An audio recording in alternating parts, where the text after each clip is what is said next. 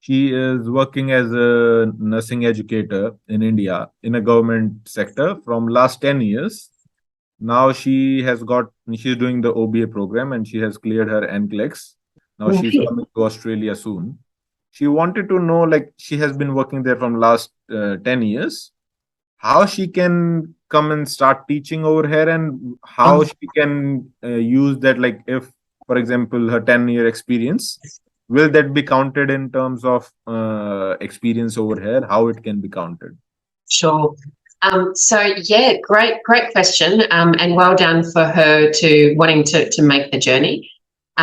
Absolutely. The previous experience is counted. And also, I just want to remind people as well, remind your listeners that remember that in a country like Australia, we work a 38 or 40-hour week. So it's really good to look at what we might call hours of experience rather than years of experience, because what we might say is 10 years of experience working in a different country. If you're working more than a 38 or a 40-hour week, which is probably likely, that experience might actually translate to 11 years or 12 years of experience. And yes, it absolutely needs to be counted. So in terms of that experience, please get that evidence from employers, an official letterhead from hospitals or workplaces where you are, saying how long you've worked there. But a good tip would be to put the working hours, how many hours per week, or along those lines to add up.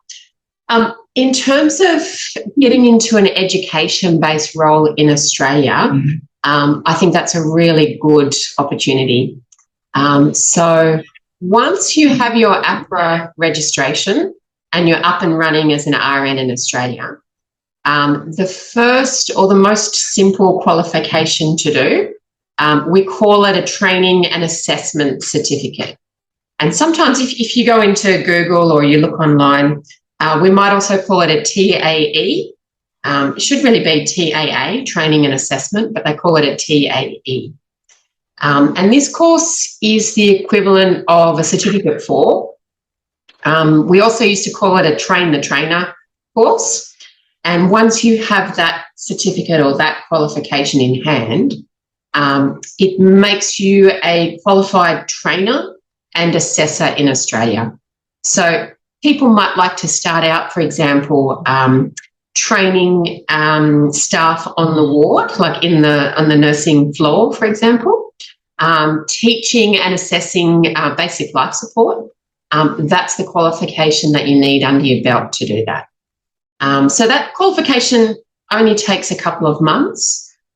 Shop around because the cost can kind of vary, I would say, and there's different providers for that. The other thing to look into is definitely, if you're really committed, I would recommend doing a master's in education. I did a master's in adult education, but other qualifications are masters in education in nursing, and various universities will offer that. So highly recommend it. But if you don't want to commit to sort of doing that level just yet, definitely look into the TAE qualification. Only takes a few months, and that's what you need to be working in education.